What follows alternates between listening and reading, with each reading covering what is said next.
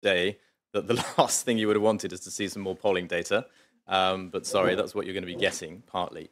My name is Simon Reed-Henry. I'm a research professor here at PRIO and a professor of historical and political geography at Queen Mary, University of London. And it's a pleasure to welcome you to have a discussion with some good colleagues who I'm going to introduce shortly about the way in which the pandemic has done two things, really. First of all, it has thrown into the light of day a series of, we think, long-running historical tensions between rights on the one hand and duties on the other hand, and how those play out in the modern liberal democratic state. And on the other hand, a series of policy questions around how governments are able to engage their citizens in the response of large-scale collective action challenges. And this is one of the, it's not all of what's come out of the Code Duties project, but it's a really interesting part of what's come out of the Code Duties project here at PRIO, which I've had the pleasure of leading over the last few years.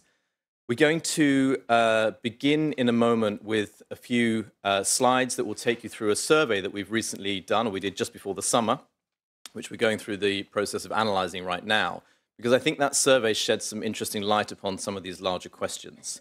And then once Audrey and myself, I'll introduce Audrey in a second properly, have gone through the slides, then I'm going to invite some colleagues up onto the stage for a discussion, and I will introduce those colleagues at that moment. But it's, as I said, a pleasure to have you all here. We have until about 10 p.m., so we have just under an hour for the conversation. I want to get through to have some questions from the floor. I know also there are many of you online. For those of you who are here in the room, I'm supposed to tell you that this event is being live streamed. That's why we have people online. And it will appear on PRIO's YouTube channel. So that means some audience members, especially at the front, may be seen on the video. I know that's terrifying, so this is what I have to tell you. Good. Right. Code Duties. Why are we here?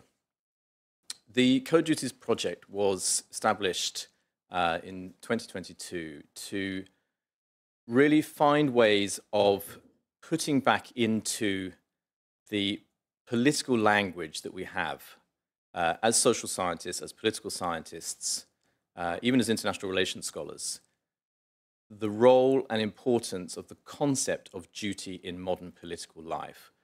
In order to explore that, we decided to use the experience of the pandemic as a historical, but also, very interestingly, a geographical and a cultural moment at which that question of duties suddenly became very live again. For the first time in decades, really, Western liberal democratic states found that they had to ask their citizens to do very dramatic things, something that doesn't normally happen outside of a time of war. And many of the colleagues that we'll be discussing these issues with later today have also studied the pandemic in those terms, understanding what it is to be a government requiring things of your citizens, particularly when you have to do that through forms of dialogue and debate and persuasion and incentivization, and not simply through the forced hand of authoritarian insistence. So this project has been a fascinating window onto a whole series of larger political questions. And I say this now at the start because I want you to have those questions in the back of your mind when we go through some quite specific data in a minute that looks really at how did citizens manage and negotiate those requests. So the focus of today's discussion is really on the citizen-state relationship, on the notion of civic duties. But within that relationship, there are a whole series of much more diffuse, sometimes competing understandings of what duty is, what it means to do your duty, to fulfill your obligations as a citizen, which often even sometimes come into tension with each other. And one of the most interesting things sociologically is to try to figure out how do people navigate those tensions. That's interesting for sociologists to understand how people tick, but it's also interesting for governments and policymakers to understand how societies tick so that we can better respond to future crises. And we are not short of such crises in the modern era. So I hope that the work that we've been doing in Code Duties, while in one sense very finely located in the area of kind of pandemic politics, is actually also of relevance to a whole series of discussions going on across the disciplines today. So with that, I'm going to pass over to my colleague, Audrey Gessinger, who's the PhD student on the project and has been helping us thinking through some of these questions. Audrey's not going to talk about her own PhD research, which focuses on a sort of subset of some of the issues we're talking about, particularly social mobilizations, so the notion of collective duty. But Audrey's going to introduce for us a survey that we undertook in collaboration with Ipsos to try to get to the heart of some of what these tensions are in people's understanding of how pandemic politics play out. So we will have Audrey for a few moments, and then Audrey will hand back to me so that we can then introduce our panelists and have a chance to have a conversation with them about their reflections and thoughts on some of these same areas of work. So Audrey, I'll hand over to you, and I'll come back to present some of the other slides in a minute. Thank you.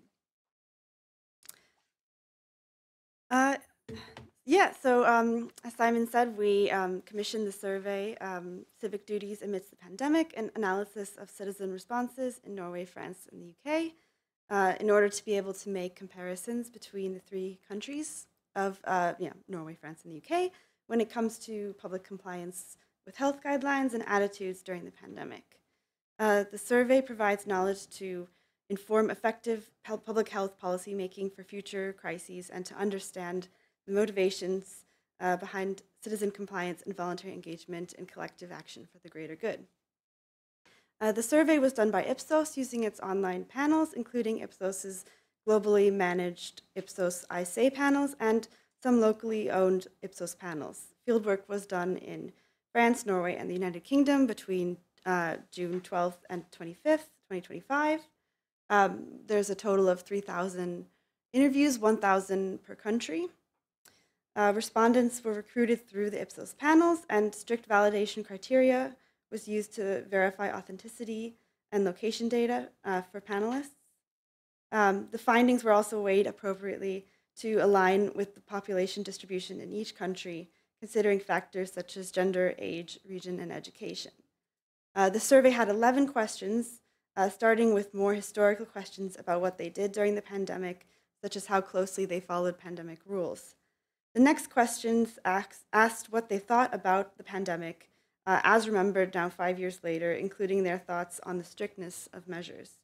The last set of questions were a series of hypotheticals about future potential pandemics or other crises and how citizens think such situations should be managed and who and what should be prioritized. With the base of this 11 questions, we were then able to cross-reference these questions in different ways. And today we are presenting some of the highlights from this, 8 graphs showing some of our findings in order to set up today's conversation.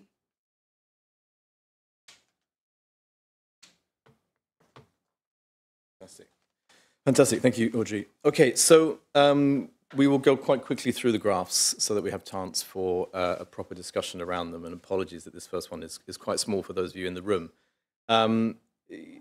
This is actually really just a scene setter. The first set of questions we were interested in finding answers to is essentially how well did people follow the rules? And there are different questions around this. There are different rules, some of which are easier to follow than others. Wearing a face mask, washing your hands is one thing, social distancing, restrictions on social movement is something else. So we wanted to see if there was any difference either between age groups or genders and so forth, or indeed between the different countries. Essentially, at this first level, there's not a lot of difference. So actually, most people followed the rules. Very few people, really, the sort of the pinks and the dark pinks down at the bottom. Those are the few outliers of people that really refuse to play the rule. When we go to the next slide, which is an evolution of this, which is essentially then the reflection, the evaluation of this. Were those restrictions now, looking back, considered to be overly restrictive? Here there's quite a bit more disagreement. So here we have a number of things to unpick, as it were. First of all, we have a majority who are reporting that they follow the rule of limiting social gathering, yes, but there's a clear skew, to agreement, with a large majority reporting finding the restrictions somewhat too, as we classified it, overly intrusive.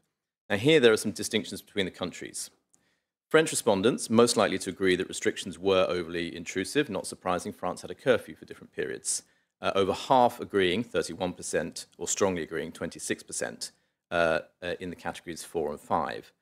Norwegian respondents, perhaps again, no surprise here, were the least likely to feel this way, showing higher acceptance or neutrality to the responses, and the UK fell somewhere in between. Now, if you think about the three societies that we try to cater for in this project, France, the UK, and Norway, they each represent a very different particular type of social democratic, liberal democratic form. You have the classic Norwegian welfare state model, you have the French sort of presidential model. Sorry, Antoine, I saw you and I immediately went to imperial. And then you have the UK laissez-faire model. So in some ways, these are not surprising. But there are some surprising elements within them. You would expect, to some extent, Norwegians to free ride on this capacity. And for collective action concerns, that's a big deal. But actually, there isn't so much free riding. And one of the graphs we'll get to a bit later on trust begins to explain why that is. So there are, first of all, pleased to see there are differences between the three countries. It's worth studying these three in combination with each other. But it's quite interesting then to begin to unpick why it is, yes, different responses. The Norwegian response was not the same as the UK response, not the same as the French response. But despite those differences, we see a dialogue, and Audrey and I wrote about this in an earlier policy brief in this project, between governments and citizens. There's a sort of iteration that goes on, and I'm looking forward to hearing from some of those that were engaged in this process during the pandemic here in Norway to sort of test out some of those ideas a little bit later on. So Audrey, I'll hand back to you for the next slides.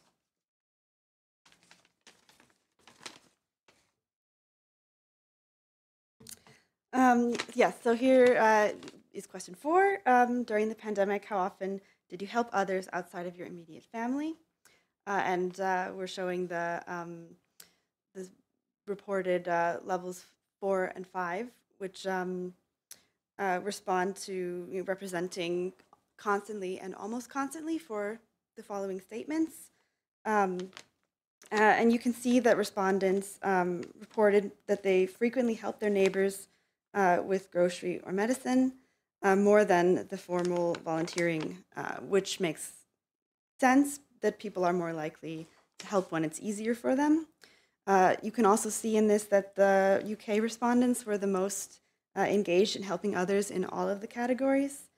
This might be due to a lower level of trust in the government in comparison to Norway, and a perceived need for citizens to step up as the government was less willing to provide support. The Norwegians and French trailed behind the UK when it came to helping. You can see that the Norwegians were slightly more likely than the French to help through jobs and official services, while the French were more likely to help in local networks and more informally.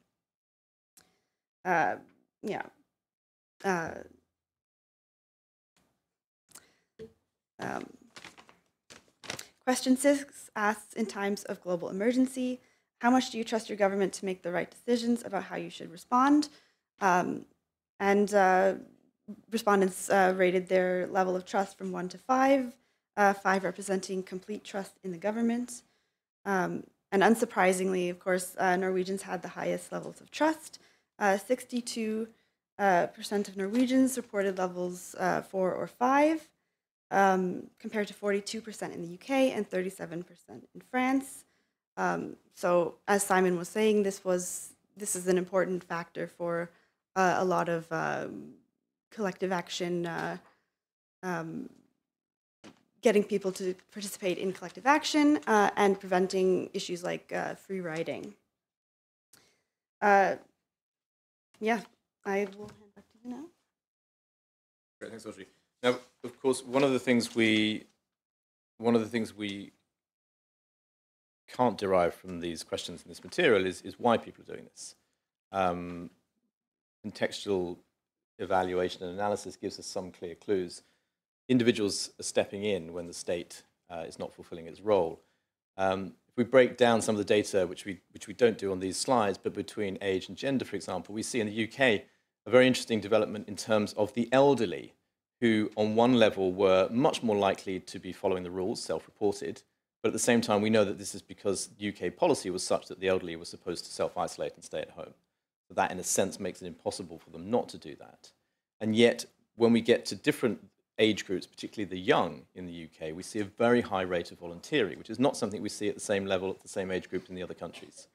So back to this point about a dialogue between states and citizens, what we see in some of this data emerging, even as people reflect back upon their own experiences, is that there are times at which they decide, back to the point about duties, that it is important for them to step in. This is on duties on the virtue ethics side rather than on the duties of justice side. This is the whole point of our project, really, is that what is not enforceable nonetheless needs to happen. So how do you, as a policy question, how do you get people over that line? We begin to see in this data some reasons and some clues as to how that would play out differently in different countries. And the overarching policy implication of that, of course, is that governments have to work contextually.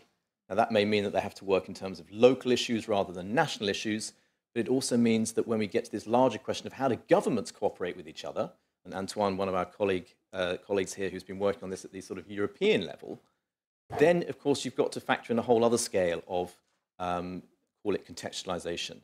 So these data, on one level, quite simple. On another level, they really begin to unpick and put in numbers some of the much more qualitative ethnographic work that our colleagues have been doing.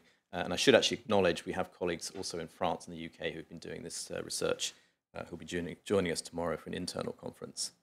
So just to sort of wrap up then on two final graphs, and maybe we can then go into the panel discussion. One of the things we're trying to do here is essentially, and this is why the survey was structured the way it was, taking people's reported self-behavior and then asking them questions about what they might do in a future scenario to try and see if there is any inconsistency there. And there is some inconsistency. There's some obvious inconsistency. We find that, for example, women and men care about slightly different things in different ways. We find that women were more prepared to dig in and do the local work of helping people than men were. Perhaps that's not so surprising. But we also begin to see that there are some inconsistencies in terms of people, on one level saying, I want it this way, but on another level saying it needs to be that way for other people.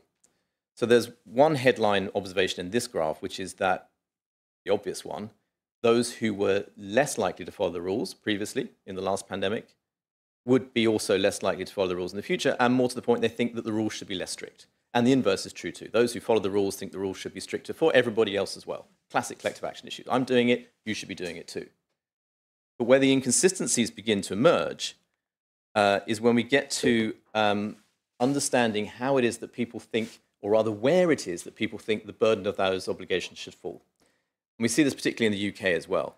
People who were wanting the regulations to be stricter next time were the same people who were most concerned about their own future. So we asked them questions, are you concerned mostly about things close to you, your family, your friends, or are you concerned about big issues in the world and people out there? So we ended up with peace and security as one classification of that. Obviously, there are some contextual issues around that term and those feelings that people are having around peace and security right now, given the Ukraine war and so forth in Gaza. But nonetheless, the point is that people want, in a future scenario, other people, those particular group of people who are most concerned about themselves and others, want others to bear the burden of that. In other words, there is a kind of an articulation of the need to undertake the duty that is seen as something as other people's responsibilities and not my own. And as a policy question, the challenge there is, how do you get those people to think differently? Because those will often also be your outliers and a sort of a Smitterman,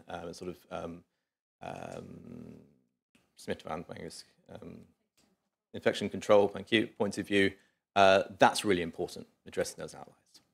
So not many graphs that we've had time to go through today, but hopefully it gives you a sense of some of this work that we've been doing in terms of people's retrospective perceptions of the pandemic and how they would respond in a future pandemic.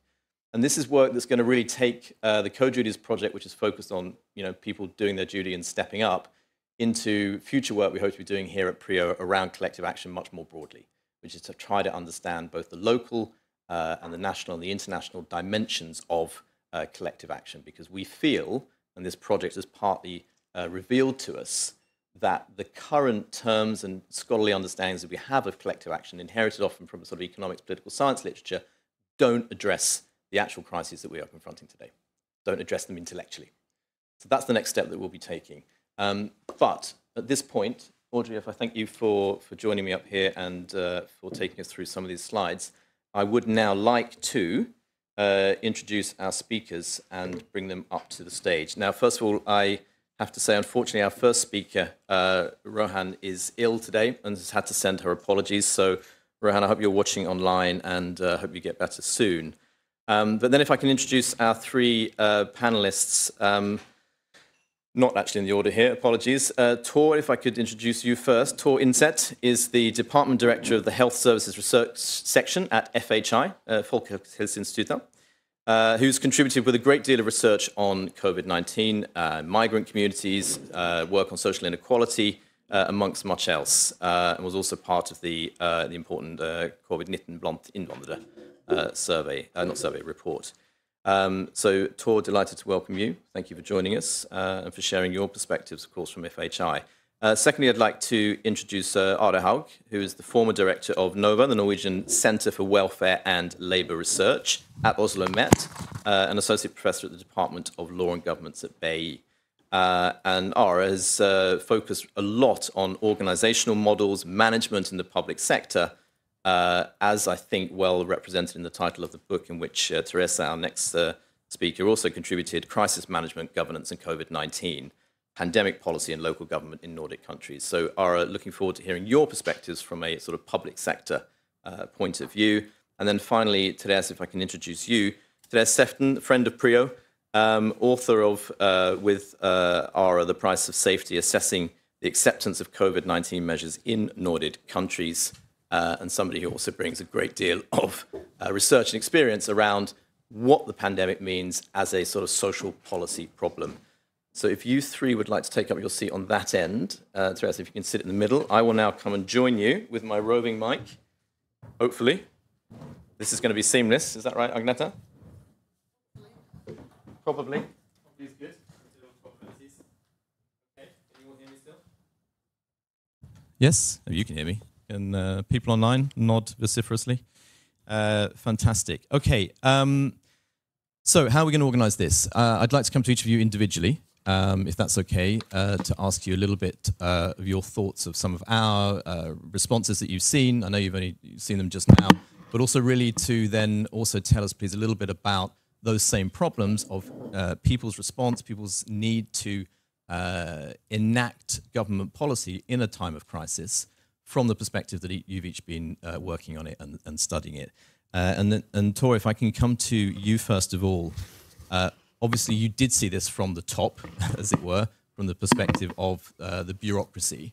Could you tell us a little bit about which of these findings are in a sense not at all surprising, in the sense that you've seen this in the data, you've seen it in the efforts to get different groups to respond? And could you also please say a little bit about, we broke down some of this data a bit in terms of age and gender and so forth, but there are other dimensions, ethnicity not least. So could you tell us a little bit about how some of those social dynamics have played out in response to these larger questions of how governments get people to respond in their own best interest, but they may not always see it? First of all, on the question of was this surprising, I think my first thought was I would expect a larger difference between the countries. So that might be a bit of a surprise, I think, that it was closer than I would expect. But in the same direction. So my first thought when it comes to surveys like this, it might come out as a critique, and it's not meant as that. but you know, when you do these surveys, I'm afraid that you have a tendency to pick up the thoughts of the people that are close to the government in a sense, like they follow the major media, they're part of the public debate and such. So you get a very, for a pandemic response, you get a very selected population, because you tend to get the people that you already have some kind of dialogue with. They might not trust you and everything, but they're not kind of outside of the major society in a sense. And what we saw in the COVID response was you saw these very high numbers among the immigrant population. When we were rolling out vaccines, you saw some groups having very, very low vaccine numbers and major differences between different countries of birth. Also, when it came to hospitalizations, and I'm a bit afraid that surveys, unless they're tailored to pick up this issue, they're not able to pick up that issue, and that's a major issue.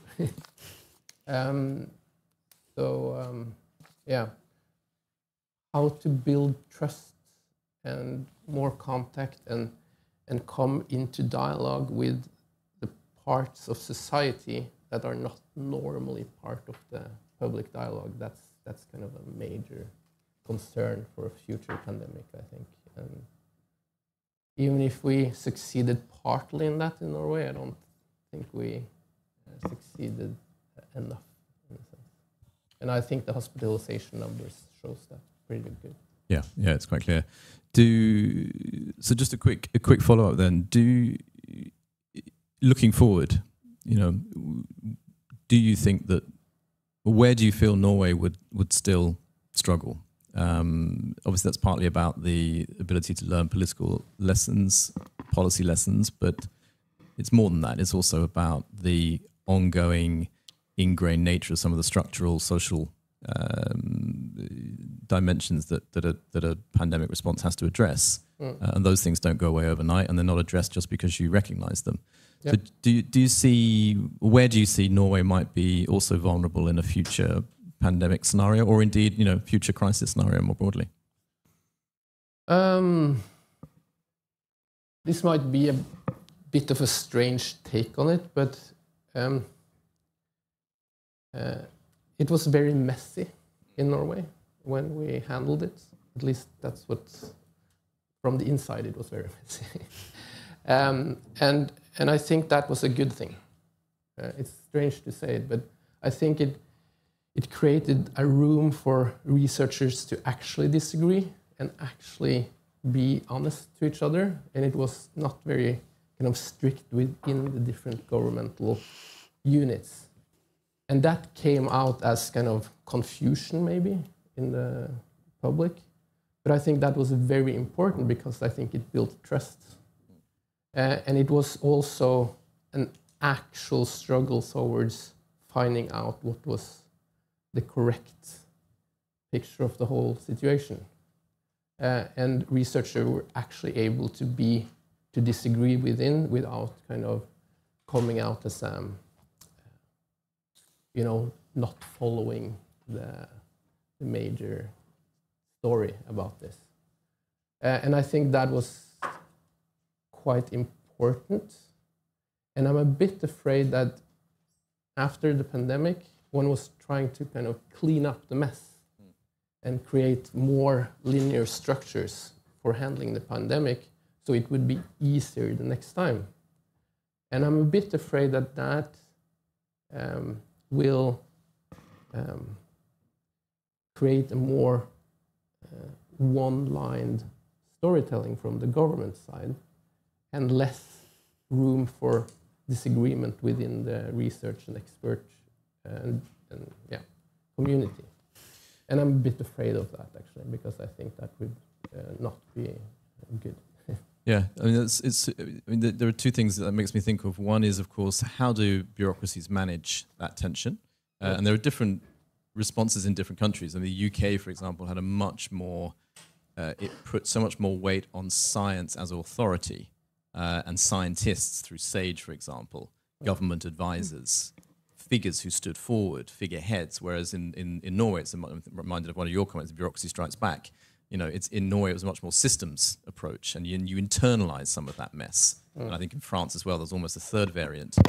But it does then provide us a useful bridging point, Ara, to some of your work and the approach that you've been taking. To respond to some of Tor's points, how does the bureaucracy best manage this? How do we deal with issues like the trust one that came up in our data and comes up in almost all data on these sorts of things? And what other things are missing that are key, that are not in the kinds of data? And we can come back, absolutely to some of the survey issues a bit later on. Yeah. Thank you for that. I think I'll start by saying what we actually did. We had a project called Polygov, and it's a Nordic project studying the experiences from below municipalities, more than 1,000 municipalities in the Nordic countries. So we did surveys to mayors, to CIOs, to sector managers, and also about 5,600 inhabitants in each of the Nordic countries. And we asked similar questions as you do in your survey, particularly when it came to inhabitants. And I do see similar patterns. And I really look forward to the work that you're going to do. And now you're beginning the analysis, and clearly it will be interesting to compare the Nordic countries with UK and I think I'll start by saying that although there are challenges with survey data on the individual, as you point out, you miss someone or some, but we have a fairly broad understanding of the broader picture. And we ask a lot of questions about trust, about how people received or responded to the different measures that were introduced.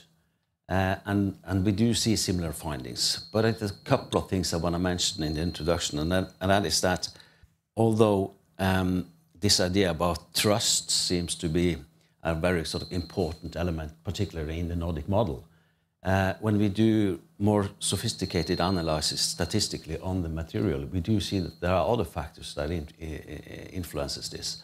For instance, performance. So performance is about how individuals considered government, how they did their job. That explains more of the variation in the total material on the individual level than trust. So performance became an important factor that we are digging into right now to see the relation between performance and trust.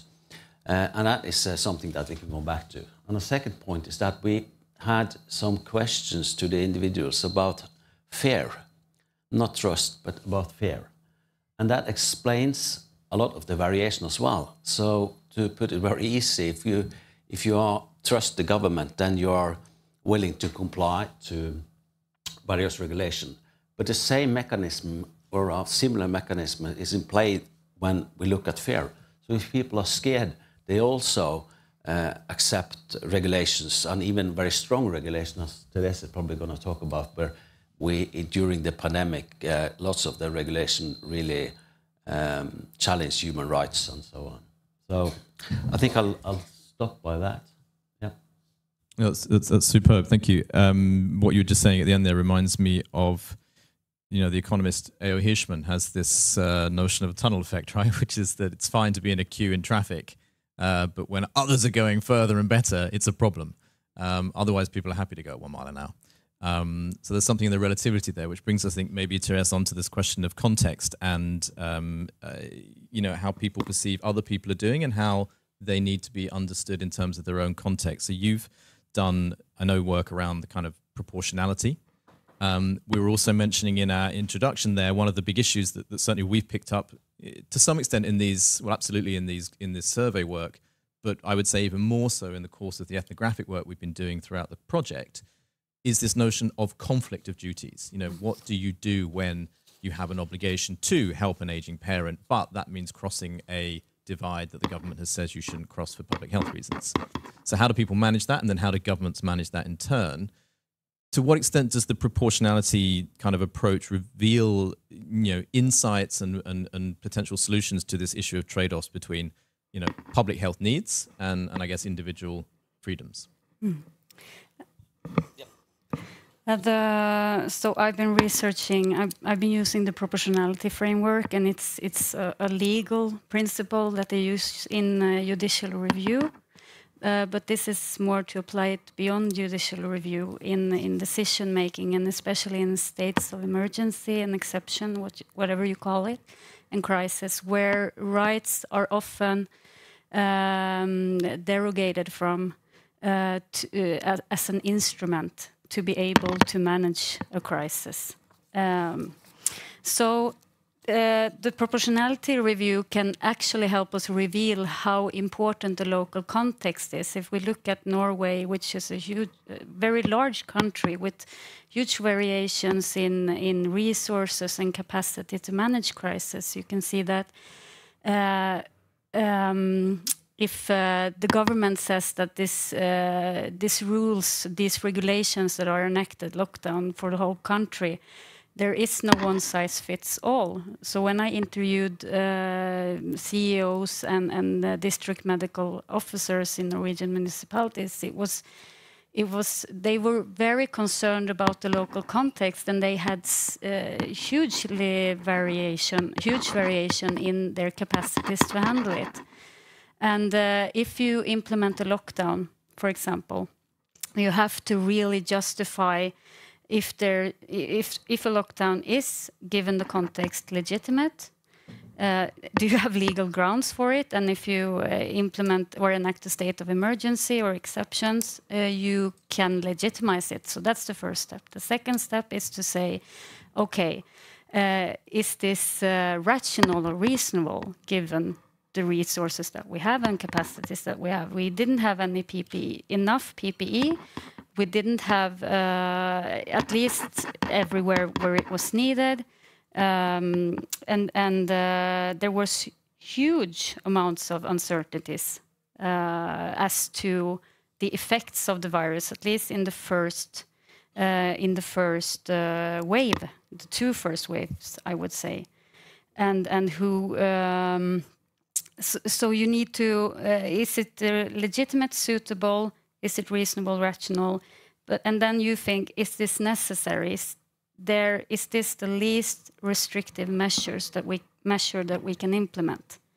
So there you have to balance these considerations.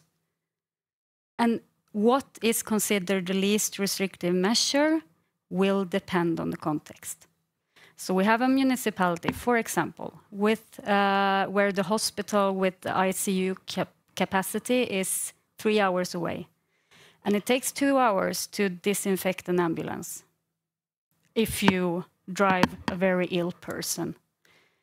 And that's, of course, a different situation for that municipality. If you expect 30,000 people to come in the Easter holiday to the mountains, and you have 2 ambulances, and you have 3 or 2 hours to the next hospital with capacity to manage severe illness, that's very different from a municipality who has this capacity at hand.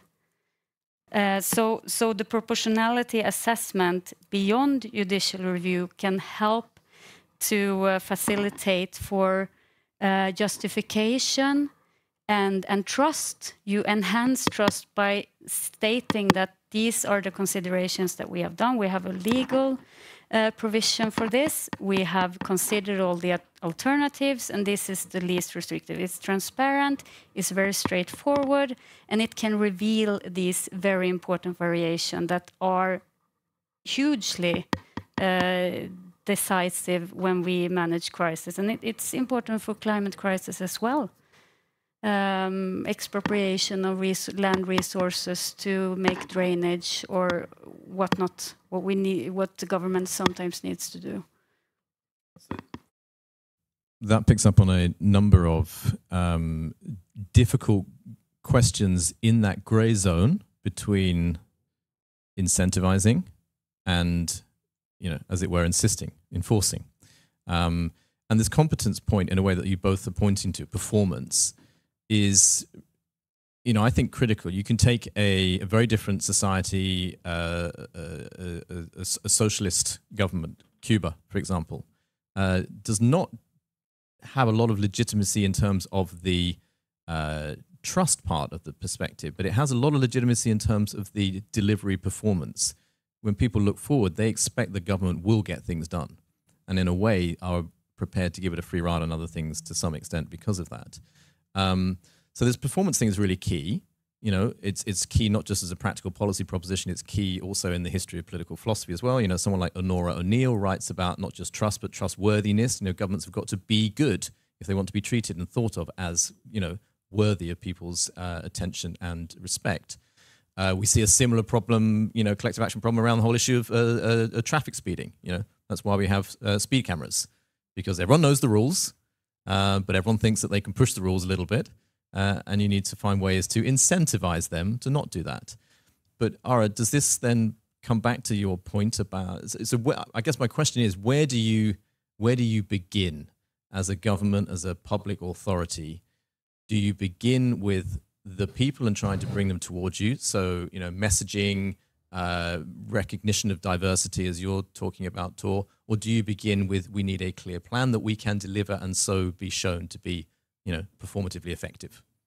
I think I'll respond to that by saying that, and that's why I asked for to say something now when Teresa talked, because I don't know if we are all aware of it, but the pandemic approach in the Nordic countries was huge different. For instance, Denmark and Iceland had a heavily centralized government, even though Denmark have huge municipalities. They centralized and even politically centralized it. Whereas Sweden had a different approach, particularly in the beginning, with a much more expert-driven and less regulated, soft regulations and so on. And Finland partly, but particularly Norway, had a much more decentralized approach. So we had more than 800 local regulations during the pandemic. All of these regulations were stronger than the centrally regulated state. And it has a relation to what Teresa talked about, because there is an idea that if you decentralize, you can adapt and you can avoid that one size fits all. And that has to do with the potential of proportionality and variation. Now, that sounds very nice, but for those, if you recall what happened during the pandemic, when you had lockdown in one municipality and it was open in another, it creates a lot of challenges, for instance, for commuting and so on. So there are transaction costs with a decentralized model, but I think that was one of the keys. And then finally, I would like to say that even though we had these huge different approaches among the Nordic countries, as I elaborated, we did have, so to say, very similar results when it came to trust, when it came to compliance and so on. So we do see similarities with what you're doing research on now and how we do see it. And then just a final comment on the voluntarily part of it, because that was also a surprisingly strong variation between the Nordic countries regarding that. Sweden, and particularly Norway, had a much more focused on civil society, NGOs and so on, helping with all kind of stuff. Whereas you aimed at it a little bit, but on an individual level. But there was surprisingly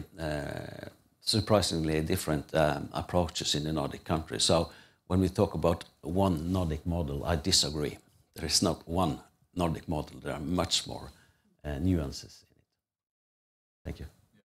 And we also see those trends playing out between the countries we studied, between Norway, France, and the UK, where the UK there was a higher level of volunteering, but much more individualized, much more local, in the sense of individuals helping, not through structured forms. Tor, just to come back to you briefly, and then I'm going to open it up to the floor for any questions, so you can begin to think about what they may be, and please be very welcome to pose them to any of the speakers. We're talking here about how governments best respond. We are assuming that governments wish to best respond. We are assuming that they are willing to internalize the costs of doing that. You think of how a government's future and fate plays out depending on how it comes through the pandemic. I think at some point we looked into this briefly. How many governments were still governing 4 years after the pandemic, even though actually many of them had demonstrated huge performance given the context, given the challenges. What's the scenario where in a future pandemic or other crisis, but obviously from your point of view, focus mostly on something like a pandemic or other major public health crises, and not just infectious diseases, of course. Where do you see that government should begin in this question of, do you begin with people and their needs, knowing full well what the larger scientific, as it were, objective is, or do you begin with the ends that you need to try to get to, and then you try to push people towards those? Is it incentivization then, briefly put, or is it direction and guidance?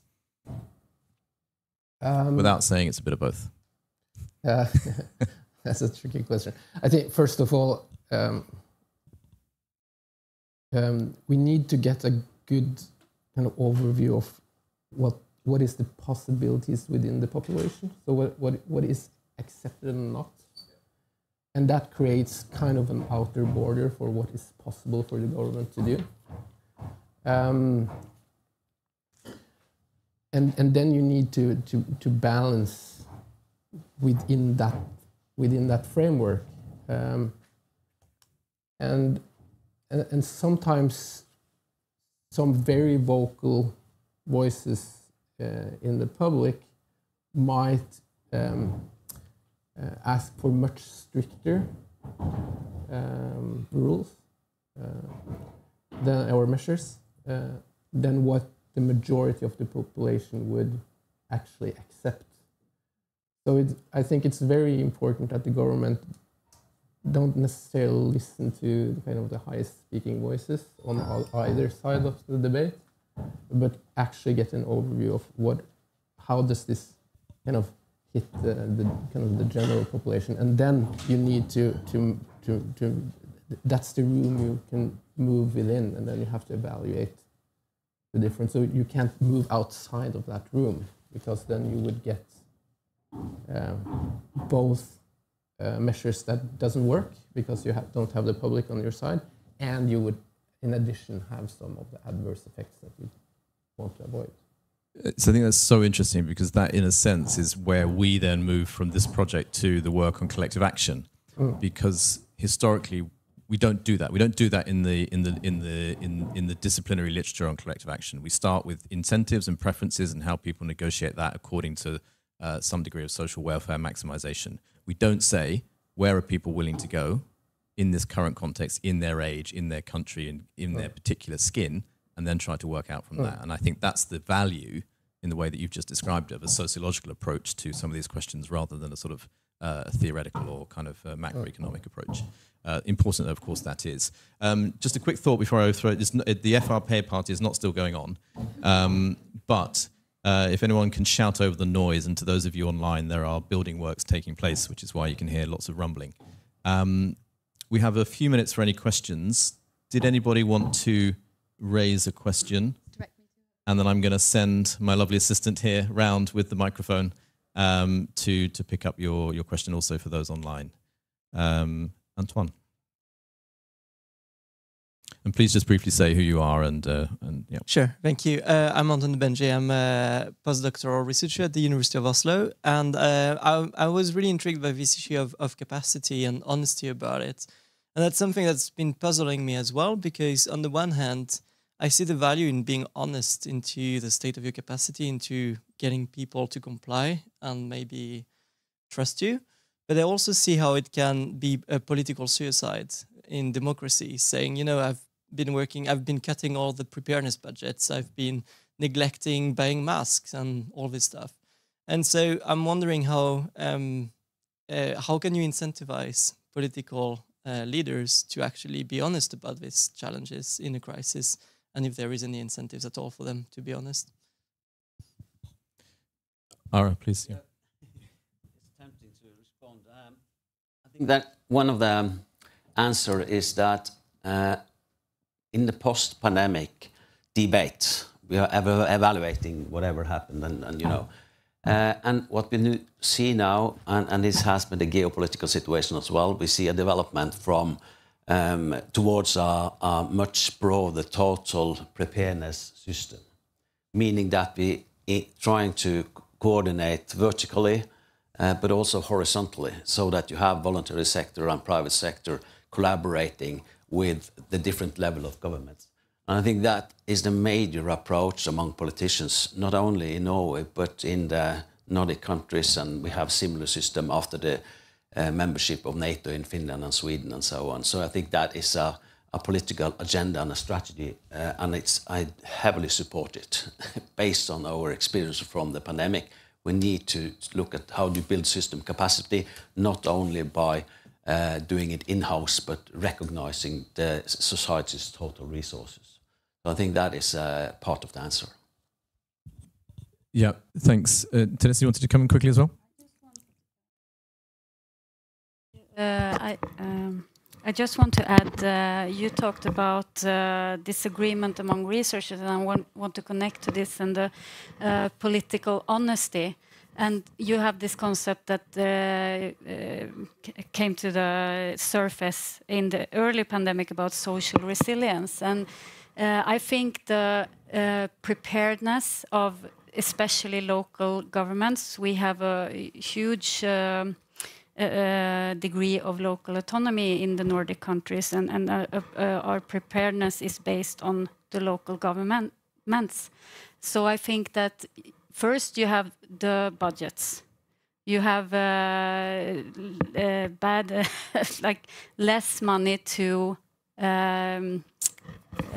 dela, to share on all your welfare provision responsibilities.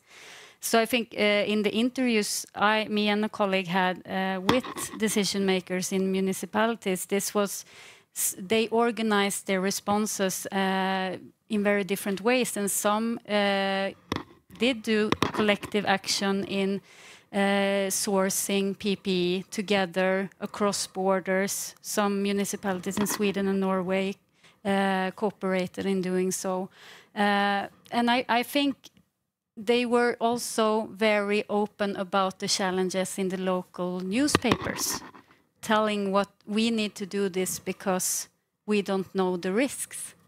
And this is the thing with proportionality and precautionary measures. You need to, if risks are very high and uncertainty is very high, you need to be honest about that and say, we actually don't know, but we need to try something. And if that's like doing the Swedish approach, like saying we have to have more research on this, or we have to be precautious about this. It's different choices with different trade-offs. And I think that also, I mean, you mentioned the private sector and the needs for sort of multi-stakeholder collaborations in a way, but I think an even potentially more important one of those that often gets left out is public media, is the need not just for trustworthy government data and information, both ways, understanding the problem, data collection, but also putting out public health information, but also having that reported in the right ways. And of course, that's been historically a big problem. Local regional newspapers are down. National coverage is not as reliable as it is. It's internally, it's brought in. And so we have these problems of trust that aren't simply about governments and citizens. And I know we started with that dyad, but they're also about the wider social context and the institutional setup that you have in a country that allows that relationship to be either positive cycle or vicious cycle. And I think that's a really key part that we also in this project we're sometimes guilty of sort of looking over. It's that critical middle part of the public domain. I have promised that we will finish on time, but we have time for one more question if anybody is absolutely desperate to come in. Come in now because no one's banging. So now's your chance to come in with a question. Yes, at the front. Hello, my name is Emilia. I work with public health at the Red Cross. Thank you for a very interesting discussion. And I really appreciated Tor's initial comments about the group that are missing from the data. So I was just wondering about, is there a strategy in place for the next pandemic to reach these groups?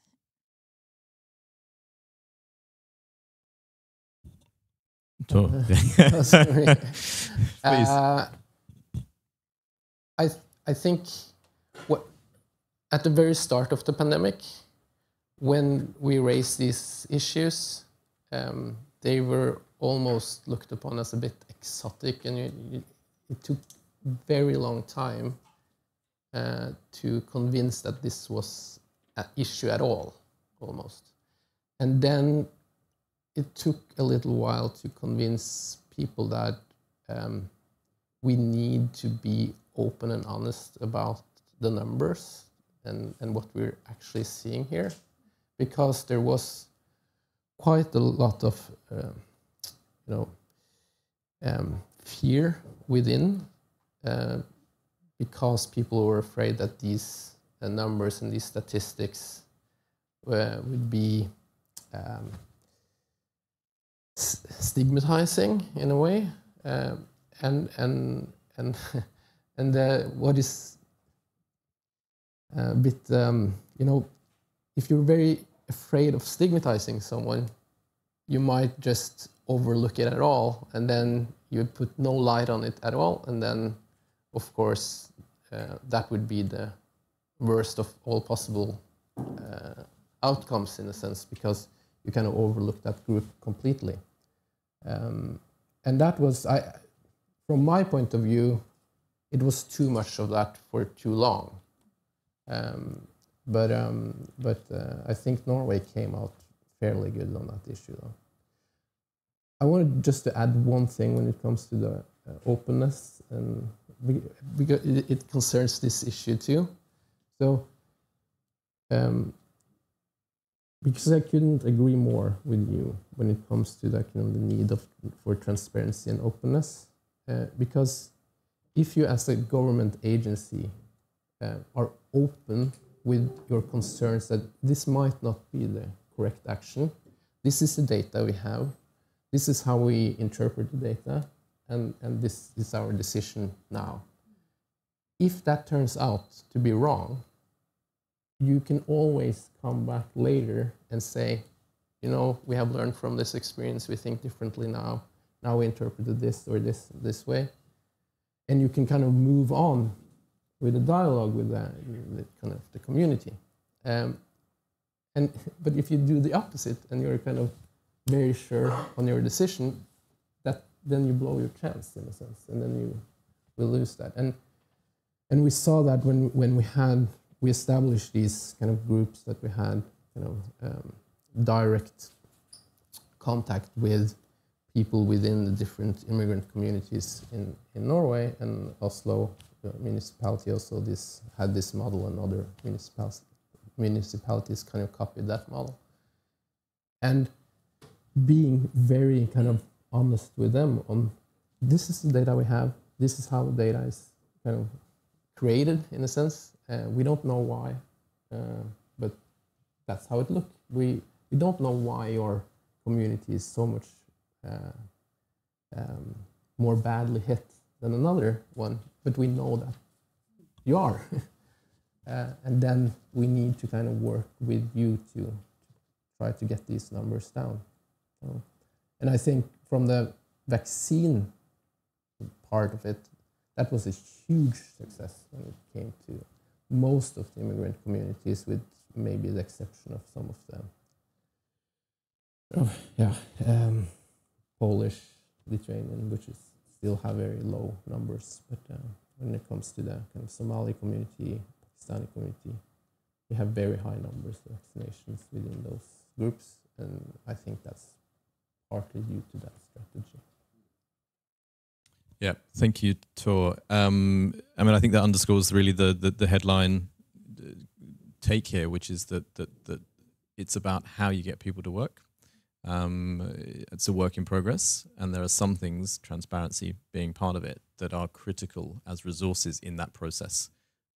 It's not just, as I said, it's not just incentives, and it's not just outcomes. It's about how we as societies work together. And each of us has different roles. Research has a role, governments have a role, citizens have a role. So I'm delighted we have this conversation between our respective institutes, PRIO here, Folkehelseinstituttet, Oslo Met. I think there's important work happening in all these places, so I hope we can keep the conversation going. I want to thank all of you who've come here and enjoyed the morning conversation, the coffees and the buns. There are still some left, I think. No, there aren't, but there's still coffee. You're very welcome to mingle for another 15 minutes or so and have conversations. We want to try to build discussions here at PRIO, not throw you out the door. So please stay for a few minutes if you'd like to. Thank you to those of you online who've joined us.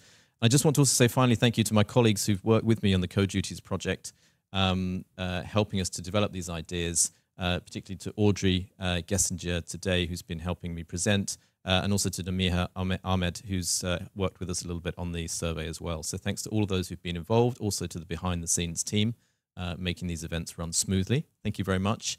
And finally, a big thank you to those of you up here on the stage with me, to Tor, to Ara, and to Therese. Really enjoyed your comments. I hope you all did too. And I hope, as I say, this will be a conversation that continues. So thank you all, and enjoy the coffee.